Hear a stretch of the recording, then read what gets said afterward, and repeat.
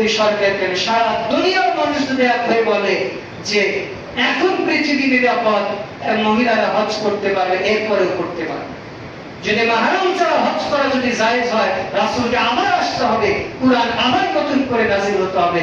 রাসূল যেহেতু আসবে না, কুরআন যেহেতু নতুন করে নাযিল হবে না, মাহরাম ছাড়া হজ করতে পারবে। একজনের আলোচনা শুনছিলাম, তিনি বলছেন যে একজন মহিলা হজ্জে গিয়েছে মাহরাম ছাড়া, আরেকজন পুরুষও মাহরাম ছাড়া হজ্জে গিয়েছে।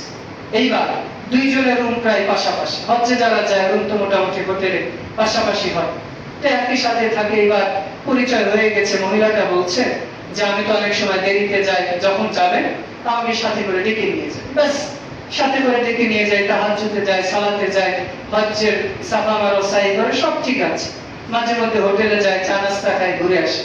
এক পর্যায়ে তাদের মনে হয়েছে, ওই মেয়েটা বলছে যে আমার স্বামী তো অতটা দিনদার না, কেয়ারনেস, আমার অতটা কেয়ার করে না। তো ওই ছেলেটাও বলছে যে আমার স্ত্রী তো অতটা দিন মানে না, তো আমরা যেহেতু দুইজনই দিনদার, তো দুইজনই আমরা বিয়ে করে।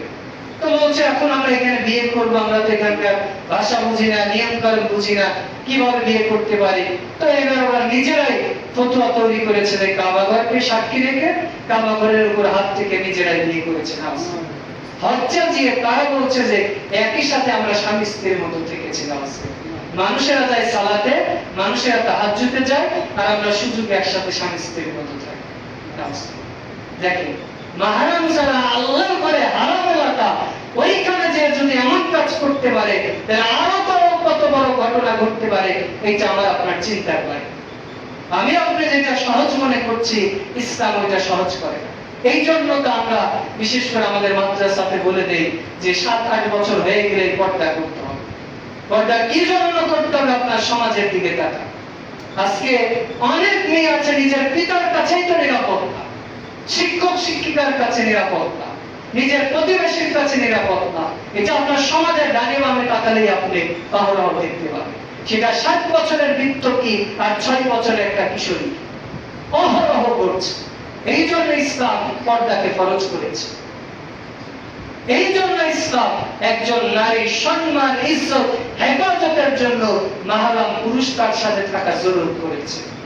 এই জন্য রাসূল ইসলাম বলেছেন আপনার মেয়ে ঢাকা ইউনিভার্সিটি পড়ুক, আর যেখানে পড়ুক না কেন সেইখানে ও একা যেতে পারবে। বাংলাদেশ যতই নিরাপদ পরিবেশ হোক না কেন ও একা যেতে পারবে, ওর সাথে মাহরাম পুরুষ থাকতে হবে।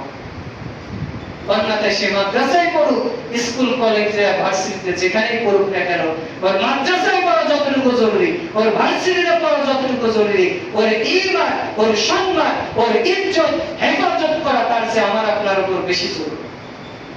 আপনার মেয়েকে, ছেলেকে আপনি বাড়ি থেকে পড়িয়ে আপনি কোরআন হাদিসের বেসিক জ্ঞান দিতে পারেন, কিন্তু আপনার ইজ্জত যদি নষ্ট হয়ে যায়, যদি ওর সম্মান নষ্ট হয়ে যায়, সংগ্রাম নষ্ট হয়ে যায়, তাহলে আপনি সারা জীবন হা-হুতাশ করে খুঁজে পাবেন।